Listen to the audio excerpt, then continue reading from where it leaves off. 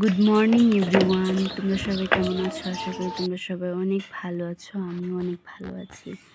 তো আজকে সারাদিন আমি আমার বাবার বাড়িতে কি করলাম তারই ছোট্ট একটা মিনি ব্লগ তোমাদের সাথে শেয়ার করছি। তাহলে চলো কথা না বলে ভিডিওটা শুরু করা যাক। এখানে ছোট্ট একটা পাখির বাসা ছিল, সেটাই তোমাদেরকে দেখানোর চেষ্টা করেছিলাম। প্রথমে ঘুম থেকে উঠে বিছানাটা আগে গুছিয়ে নিয়েছিলাম। বিছানো গোছানো থাকলে মনে হয় সারা ঘরটা এমনি গোছানো গোছানো মনে হয়। তো আমার ভিডিওটা তোমাদের কাছে কেমন লাগে প্লিজ কমেন্টে জানাবে, আর আমার চ্যানেলটাকে সাবস্ক্রাইব করে দিবে, আর ভিডিওটাতে একটা লাইক দিয়ে ভিডিওটা দেখা শুরু করো। তাই এই পাখাটা আমার আম্মু নিজের হাতে বানিয়েছিল, কেমন হয়েছে কমেন্টে জানাবে।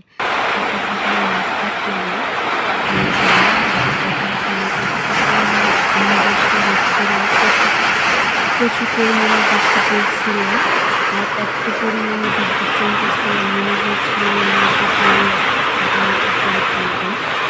আর তোমাদের ওখানে বৃষ্টি পড়েছে নাকি কমেন্টে জানাবে। আর এখানে আম্মু মাছ কিনে নিয়েছিল, এটা আগের দিনের ক্লিপ। আর এখানে আম্মু লিচু এনেছিল বাজার থেকে। লিচুগুলো এত মিষ্টি ছিল খেতে, মনে হয় রাজশাহীর লিচু। রাজশাহীর লিচু তো আসলেই খেতে মজা। দেখো এটা আজকেই ক্লিপ নেওয়া ছিল। এটা দেখো মানে আজকে এত বৃষ্টি পড়ে নাই, কিন্তু বৃষ্টি পড়েছিল মানে মোটামুটি, তেমন বেশিও না কমও না। আমার বৃষ্টি অনেক পছন্দ। তোমাদের কার কার আমার মতো বৃষ্টি পছন্দ প্লিজ জানাবে। দেখো আমাদের গাছে করমচা ধরেছিল, করমচাগুলো কত সুন্দর ছিল না? দেখো অনেক সুন্দর, মানে পাকলে একদম লাল হয়ে যায়। তোমাদের এখানে ফলটাকে কি নামে ডাকো প্লিজ কমেন্টে জানাবে।